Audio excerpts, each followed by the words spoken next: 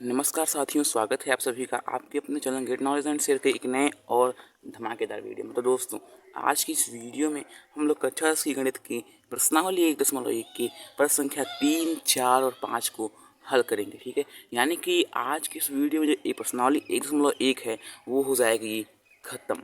ठीक है, तो चलिए हम लोग प्रश्न संख्या 3 से सवाल को शुरू करते हैं।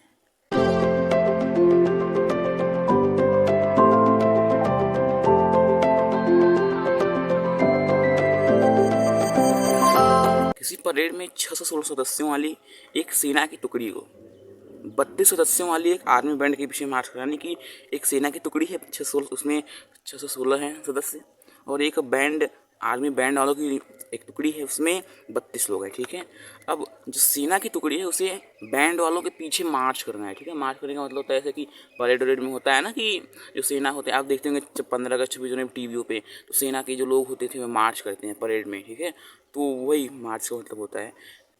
दोनों समूहों को समान संख्या वाले स्तंभों में मार्च करना है। समान संख्या वाले स्तंभों का मतलब है कि जितने इसके स्तंभ होने एक स्तंभ है, उसी प्रकार से जो सेना के लोग होने चाहिए उनके भी समान स्तंभ होने चाहिए, और जो आर्मी बैंड के लोग हैं उनके भी समान स्तंभ होने चाहिए। ठीक है, उन स्तंभों की अधिकतम संख्या क्या है जिसमें वे मार्च कर सकते हैं। तो हमें स्तंभों की अधिकतम संख्या ज्ञात करनी है, तो समझने का प्रयास कीजिए। अगर मान लीजिए कि ये आर्मी के लोग हैं, ठीक है,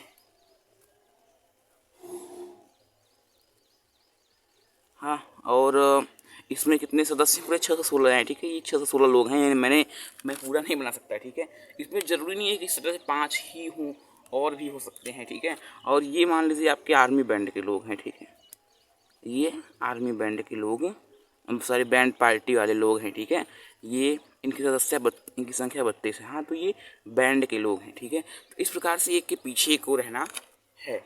हाँ, तो अब यहाँ पे हमसे पूछा है कि स्तंभों की अधिकतम संख्या, तो जहाँ भी अधिकतम पूछता है वहाँ पे हम लोग HCF निकालते हैं।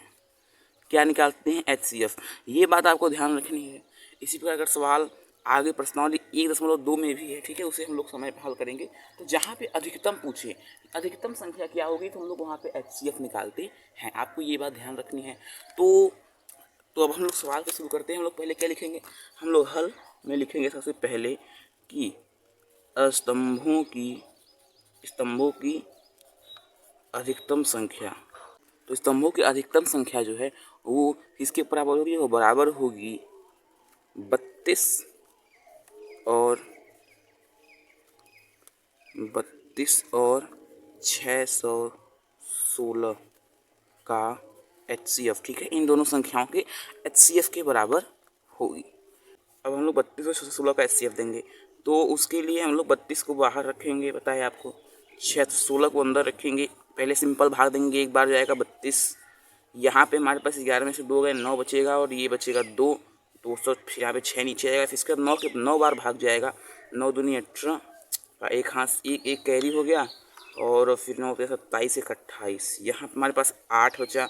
अब अगर एक बार रिमाइंडर छोटा आ गया तो फिर से 32 को यहाँ पे उतारेंगे, 32 4 बार जाएगा, यहाँ पे 32 आएगा, और हमारे पास आ गया शेषफल 0, मतलब कि हमारा यही क्या है? HCF है। ठीक है, तो अब इसके बाद हम लोग जो हमारा प्रोसीजर होता था लिखने वाला, क्या है? यूक्लिड विभाजन प्रमेयिका से, तो हम लोग लिखेंगे यूक्लिड विभाजन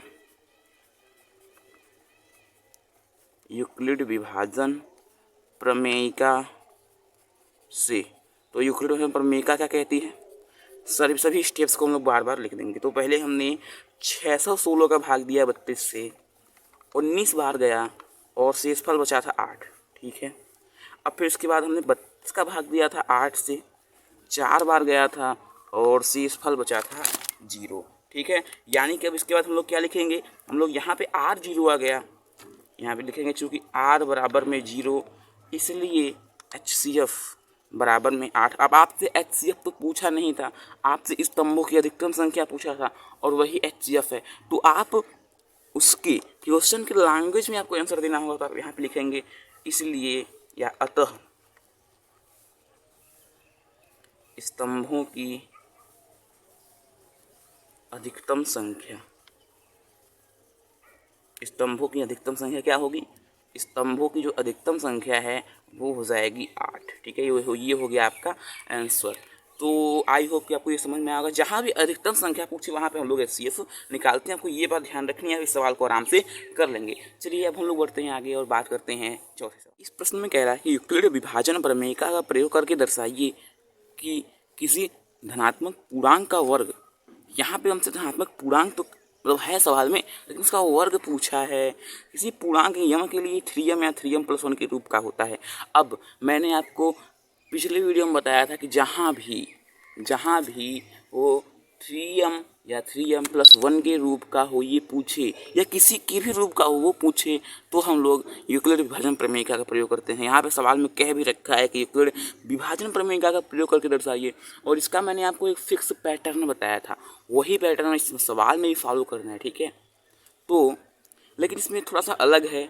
इसमें क्या अलग है, इसमें हम लोग धनात्मक पूर्णांक का वर्ग पूछा है, ठीक है, और यहाँ पे हमारे पास m ना देखे q ना देखे m दिया है, ठीक है। तो इसका क्या सलूशन है अभी मैं आपको बताऊंगा सवाल में। तो सवाल से शुरू करते हैं। तो पहला हमारा पैटर्न था कि हम लोग मानते थे कि a कोई धनात्मक पूर्णांक है और b का वैल्यू मानते थे। तो हम लोग यही करेंगे, सिंपल माना a कोई धनात्मक पूर्णांक है, ठीक बा, a कोई धनात्मक पूर्णांक है तथा b बराबर, अब b का मान कहाँ से माने, तो मैंने आपको बताया था कि सवाल में जिस रूप का पूछा हो वहीं से b का मान आता है। तो यहाँ पे b का मान कितना हो जाएगा, 3, ठीक है। यहाँ पे b का मान कितना हो जाएगा, b का मान यहाँ पे हो जाएगा आपका 3 है, ठीक है। अब इसके बाद हम लोग क्या करते थे, हम लोग लिखते थे यूक्लिड विभाजन प्रमेयिका से। तो लिखेंगे यूक्लिड विभाजन प्रमेयिका से, तो यूक्लिड में प्रमेयिका से लिखने में उसका स्टेटमेंट लिखते थे।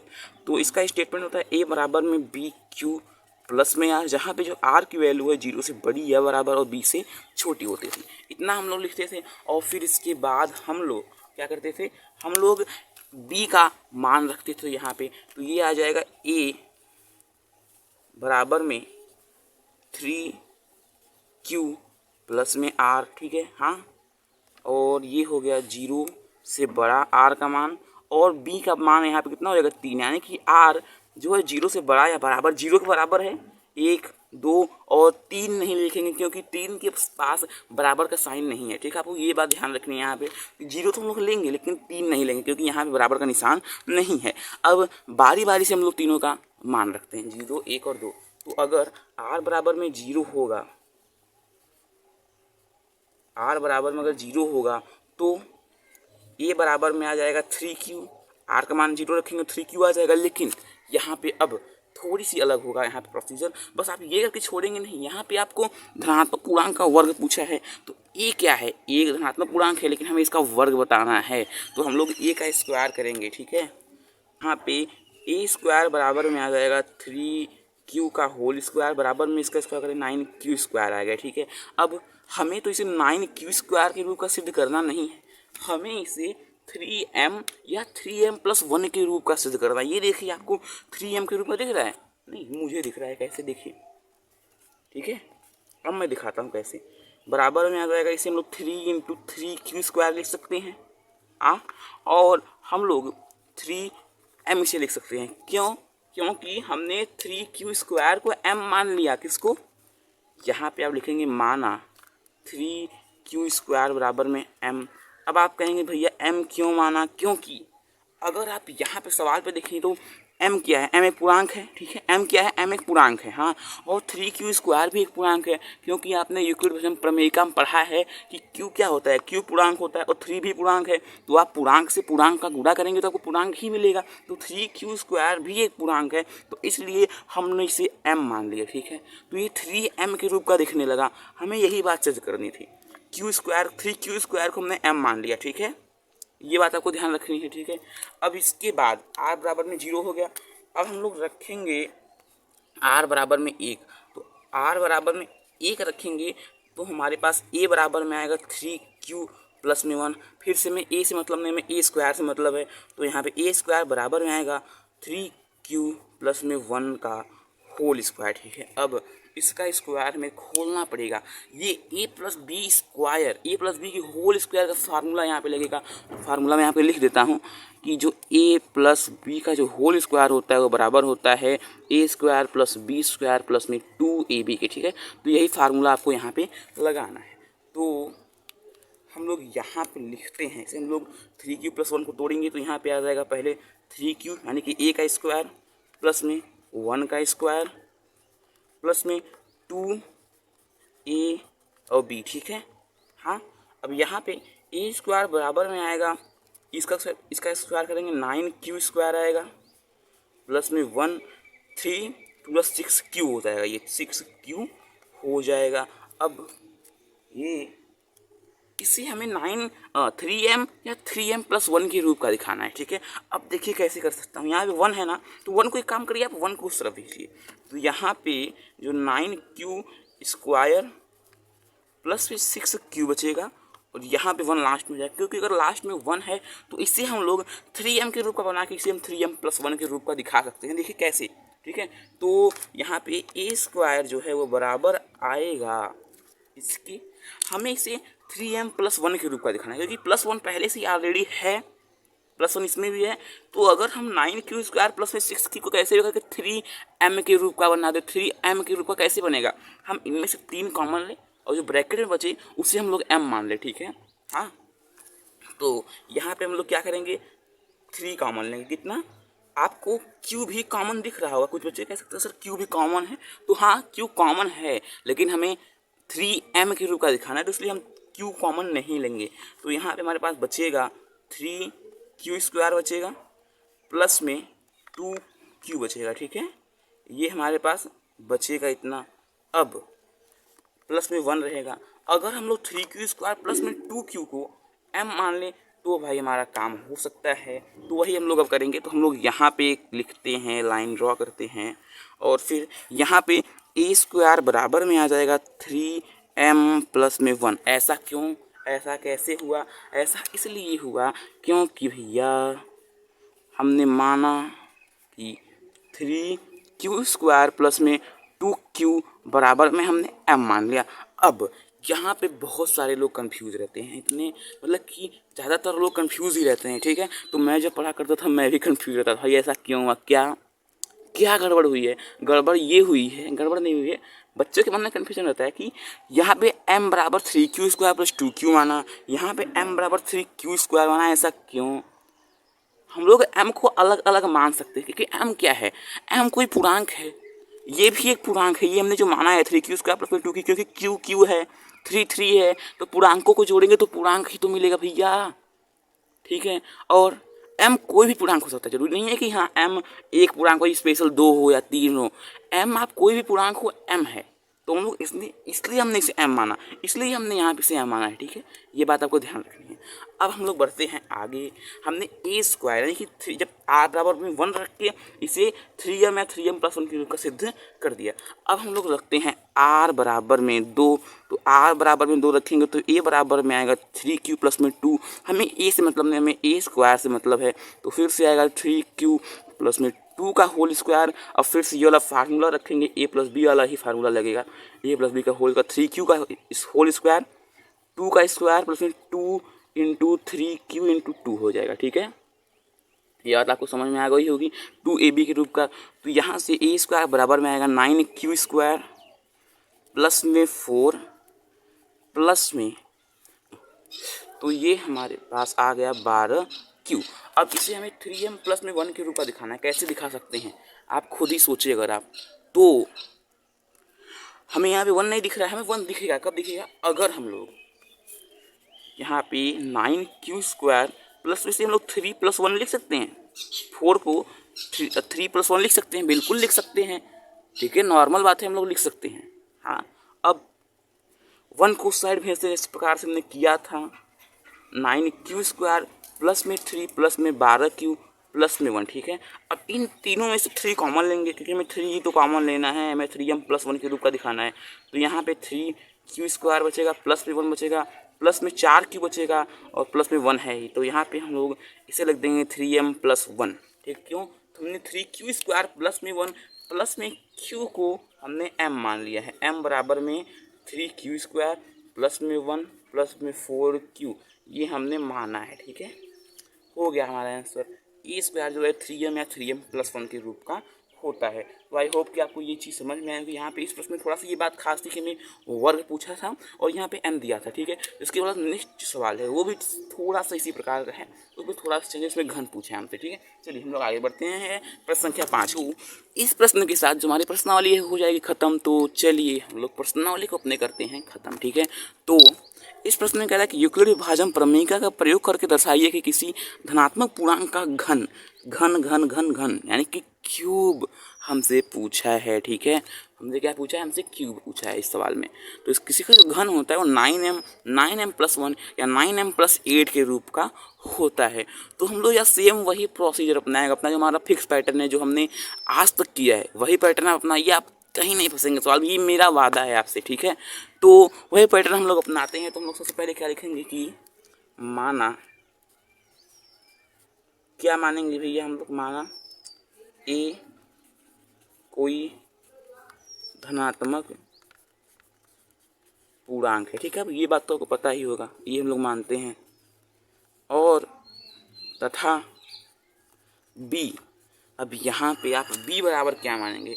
तो मैंने आपको कहा था कि भैया जो सवाल में यहाँ पे लिखा है तय रूप का सिद्ध करना है वही आपको मान लेना है। लेकिन यार अगर आप यहाँ पे बी बराबर में 9 मानेंगे तो सोचिए कितने रिमाइंडर बनेंगे। जब आप b का मान यूक्लिड विभाजन प्रमेयिका में रखेंगे तो r बराबर में आएगा 0 1 2 3 4 5 से लेके 8 तक इतने सारे शेषफल बनेंगे, इतने सारे केस बनेंगे, इतनी बार हम उसे 9m प्लस 1 या 9m प्लस 8 के रूप में सिद्ध करेंगे, कितना बेकार भवंडर मचेगा। तो इसलिए हम लोग यहाँ पे b बराबर में 3 मानते हैं। ठीक है, अब आप सोच रहे होंगे कि 3 भाई 3 ही क्यों माना? तो मैं आपको बता देना चाहता हूँ कि 3 हमें यहाँ पे घन पूछा है, तो अगर हम लोग 3 का घन करते हैं, ठीक है, आप यहाँ पे देखिए थोड़ा सा ध्यान दीजिए, बराबर में कितना होता है? 27 होता है। बराबर में से हम लोग 9 गुणे 3 भी लिख सकते हैं, यानी कि 3 के घन में 9 आ जाता है। तो दिक्कत की बात नहीं है, हम लोग इसे सिद्ध कर लेंगे। ठीक है, तो ये वाला सवाल जो है थोड़ा सा इसमें यही वाली खास बात है कि इसमें हम लोग b बराबर में 3 मानेंगे। और क्यों, मैंने आपको बता दिया, आपकी जान निकल जाएगी अगर आप b बराबर में 9 लेंगे। ठीक है, सिद्ध होगा लेकिन ये बहुत ज़्यादा लंबा होगा, तो लोग छोटा शॉर्टकट अपनाते हैं। ठीक है, ये बात आपको यहाँ पे ध्यान रखनी है थोड़ी सी। फिर इसके बाद हम लोग क्या देखते थे? यूक्लिड विभाजन प्रमेयिका देखते थे। तो यूक्लिड विभाजन प्रमेयिका से इसका स्टेटमेंट लिखते थे क्या?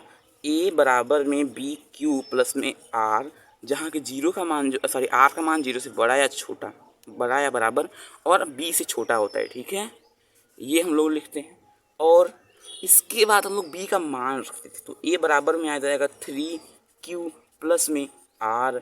अब यहाँ पे जो r का मान है वो 0 से बड़ा या बराबर और b का मान यानी कि 3 से छोटा होगा। तो यहाँ पे r बराबर में 3 r हमें मिलेंगे 0 1 और 2। ठीक है, 3 नहीं लेंगे कि 3 पे बराबर का निशान नहीं। इसके बाद r बराबर में हम लोग रखेंगे 0, तो a बराबर में आ जाएगा 3q। लेकिन फिर से वही वाली बात ना, हमें तो a से मतलब है नहीं, हम a क्या करेंगे लेके, तो हम लोग क्या करेंगे? a का घन करेंगे। ठीक है, तो a का घन करेंगे तो 3q का घन आएगा हमारे पास। इसका घन होता है 27 3 का, और q क्यूब आएगा। इसे हम लोगों को 9m प्लस 1 या 9m प्लस 8 के रूप का दिखाना है। अब कैसे दिखाएंगे ना, पहले हम लोग 3, इसके पहले वाले क्वेश्चन में हम लोग 3 कॉमन लेते थे क्योंकि हमें वहाँ पे 3m या 3m प्लस 1 के रूप का दिखाना होता था। ठीक है, लेकिन यहाँ पे हमें 9m या 9m प्लस 1 के रूप का दिखाना है, तो इसे हम लोग यहाँ पे 9 कॉमन लेंगे। ठीक है, तो हम लोग यहाँ से 9 जो है वो कॉमन लेंगे, तो हमारे पास अंदर बचेगा 3q क्यूब। अब वही सेम बात है, हम लोग अगर इसे m मान ले, क्या मान ले? m, तो यहाँ पे हमारे पास a क्यूब बराबर में आ जाएगा 9m के रूप का। ठीक है, इसके रूप क्या आ जाएगा? 9m के रूप का आ जाएगा। कैसे आएगा? मैंने आपको बताया ना कि सिंपल वही प्रोसीजर हम लोग अपनाएंगे। यहाँ पे हम लोग इसको 3q क्यूब को हमने m माना, यहाँ पे आप लिख दीजिए माना 3 क्यू क्यूब बराबर में m, ठीक है, ये हमने मान रखा है। अब हम लोग रखेंगे r बराबर में 1, तो r बराबर में अगर आप 1 रखेंगे तो a बराबर में आएगा 3q प्लस में 1। हमें a से मतलब नहीं, हमें a क्यूब से मतलब है, क्योंकि हमें घन करने को बोला है सवाल में धनात्मक पूर्णांक का। तो a क्यूब बराबर में आ जाएगा 3q प्लस में 1 का होल क्यूब, ठीक है। अब ये a प्लस बी की होल क्यूब का फार्मूला यहाँ पे लगेगा, तो मैं यहाँ फार्मूला लिख रहा हूँ कि जो a प्लस में b का जो होल क्यूब होता है वो बराबर होता है a cube plus B cube plus में 3a स्क्वायर b प्लस में 3ab स्क्वायर, ठीक है। ये फार्मूला आपको याद रखना है, बहुत इंपॉर्टेंट फार्मूला है, ठीक है। तो ये फार्मूला यहाँ पे लगेगा, तो a क्यूब बराबर में आएगा a का क्यूब यानी कि 3q का क्यूब प्लस में 1 का क्यूब प्लस में 3a स्क्वायर b यानी कि 3a स्क्वायर यानी कि 3q का स्क्वायर और b यानी कि 1 प्लस में 3a और b का स्क्वायर यानी कि 1 का स्क्वायर, ठीक है। अब हम लोग करते हैं इसे सॉल्व, तो a क्यूब जो है वो बराबर आएगा, a क्यूब जो है वो बराबर आएगा, इसका हम लोग क्यूब करेंगे 27 आएगा, 27 क्यूब 1 का क्यूब 1 ही होता है, प्लस में इसे हम लोग करेंगे तो 3, ये 3 3 9 क्यू स्क्वायर आएगा, 1 हट जाएगा, ठीक है, प्लस में 3 3 9 क्यू हो जाएगा। हाँ, अब a क्यूब अगर हम लोग इसमें से फिर से इसे हम लोग थोड़ा सा रिसाइज करते हैं तो a क्यूब बराबर में आएगा, एक को हम लोग उस तरफ भेजेंगे कि हमें एक चाहिए यहाँ पे लास्ट में, क्योंकि हम चाहे 9 जो है जिससे हम लोग कॉमन ले सके, और यहाँ भी से हम लोग सॉल्व करेंगे तो 9 3 27 क्यू स्क्वायर आ जाएगा, 27 क्यू स्क्वायर प्लस में 9 क्यू प्लस में 1 रहेगा, ठीक है। अब इससे हमें 9m प्लस 1 या 9m प्लस 8 या 9m के रूप का दिखाना है, तो यहाँ हमारे पास 1 है तो इसे हम लोग 9m प्लस 1 के रूप का दिखा सकते हैं। आप ये सोच सकते हैं खुद ही कैसे, हम इन तीनों में से अगर 9 कॉमन ले लें, इन तीनों में से 9 कॉमन लें तो जो ब्रैकेट में बचे उसे m मान ले तो 9m प्लस 1 के रूप का हो गया, सिंपल इस रूप का सिद्ध हो गया। हमें इन तीनों में से किसी एक का रूप का ही सिद्ध करना है, ठीक है। आप चाहे जिस रूप का सिद्ध कर सकते हैं, तो सिंपल हम लोग यहाँ पे लिखेंगे a क्यूब बराबर में से 9 कॉमन लेंगे, 9 कॉमन लेंगे इस बार। आपको ये बात, आप सवाल में देख के सब कुछ कर रहे हैं यार, हम कुछ अपना, मैं कुछ अलग दिमाग नहीं लगा रहा हूँ आपसे, ठीक है। तो बहुत सारे लोग ये सोचते हैं कि इस प्रकार के जो क्वेश्चन होते हैं वो हार्ड होते हैं, जी नहीं। आप देख रहे हैं ना मैं आपके सामने कितनी आसानी से इन सवालों को, बस वो मैंने जो प्रोसेस आपको बताया था शुरुआत में, बस आपको वो वाला प्रोसेस याद रखना है। ऐसा हमने क्यों लिखा, क्योंकि भैया हमने मान रखा है ना, जो ब्रैकेट में लिखा है 3q cube 3q square plus में q, इसे हमने क्या माना, m माना, हो गया हमारा, हो गया। और क्या, हमें तो यही सिद्ध करना है भाई, ठीक है। अब हम लोग क्या रखते हैं, r बराबर में 2 रखते हैं, सिंपल तो है भैया ये भी, तो r बराबर में 2 रखेंगे हम, a बराबर में आ जाएगा 3q प्लस में 2। अब हमें भैया a से मतलब नहीं है, a गया आराम से अपने घर सोने मम्मी के पास, तो हम लोग क्या करेंगे, a क्यूब हमें चाहिए, 3q प्लस में 2 का होल क्यूब कर देंगे। अब इसका फार्मूला मैंने आपको यहाँ बता रखा है, कितना सिंपल है। अब बस आपको सॉल्व करना है, ठीक है, आपको बस सॉल्व करना है। तो यहाँ पे a क्यूब बराबर में आ जाएगा a का क्यूब प्लस में b का क्यूब प्लस में 3a स्क्वायर b प्लस में 3a b का स्क्वायर, ठीक है, 2 का स्क्वायर। अब यहाँ पे a क्यूब बराबर में आएगा 3 3 9 3 27 क्यूब प्लस में 8 प्लस में 3, ये 3 गुना 6 हो जाएगा, ये आपका 6 हो जाएगा, ब्रैकेट में आएगा 3q का स्क्वायर 3 3 9 q स्क्वायर बचेगा, और प्लस में ये हो जाएगा 3 3 9 q, और ब्रैकेट में इसका स्क्वायर आएगा 4, ठीक है। अब इसे फिर से हम लोग सॉल्व करेंगे तो a क्यूब 8 को हमें इसमें 8 ही चाहिए, इसमें पिछली बार हमें 3m प्लस 1 के रूप में सिद्ध करना था, तो यहाँ पे 4 था तो हमने इसे अलग अलग तोड़ दिया था, यहाँ पे तोड़ने की ज़रूरत नहीं है क्योंकि यहाँ पे 8 दिया है हमें एक ऑप्शन, ठीक है। तो 8 को उस तरफ भेजेंगे, ये 27 क्यूब है ही प्यारा सा, 27 क्यूब प्लस में ये 9 का अंदर 6 से गुणा होगा तो जो आ जाएगा 54 q स्क्वायर प्लस में इसका 9 4 36 q, ठीक है।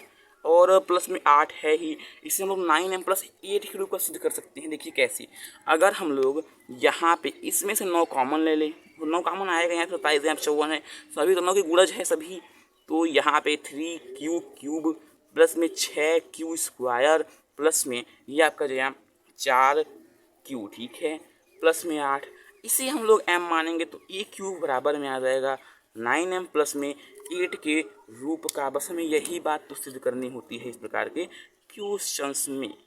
यूक्लिड विजन प्रमेय का सवालों को हल करना इतना सिंपल है यार, ठीक है। ये सवाल बच्चे डर जाते हैं इस सवाल से। माना m बराबर में 3q क्यूब प्लस में 6q स्क्वायर प्लस में 4q, ठीक है, तो हो गया सिद्ध जो हमें बात पूछा था।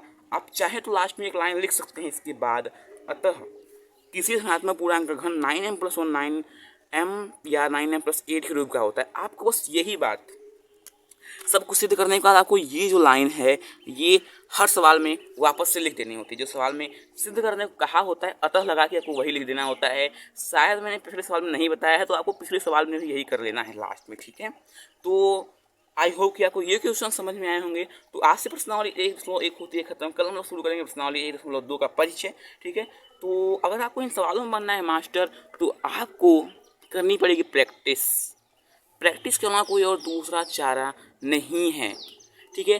तो प्रैक्टिस करिए, बार बार इन सवालों को करिए। अगर आपके पास कोई रेफरेंस बुक है तो उसमें इस प्रकार के और अलग अलग सवालों को हेरिए और उन्हें हल करिए। आप जितना ज़्यादा प्रैक्टिस करेंगे आप इसमें उतना ज़्यादा क्लियर होंगे। और ये सवाल जो होते हैं ना यूक्लिड प्रमेयिका के आधारित, ये बहुत ज़्यादा इंपॉर्टेंट होते हैं। ये जो एग्ज़ाम में ज़रूर पूछता है भाई, ठीक है। तो अगर आपको वीडियो अच्छा लगा तो प्लीज़ हमारे वीडियो को लाइक करिए, चैनल को सब्सक्राइब कीजिए। क्लास 10th की और वीडियोज़ के लिए जो क्लास 9 की जो वीडियोज़ हैं वो भी अपलोड होते हैं हमारे चैनल पे, ठीक है। तो आई होप कि आपको समझ में आएगा। Thanks for watching.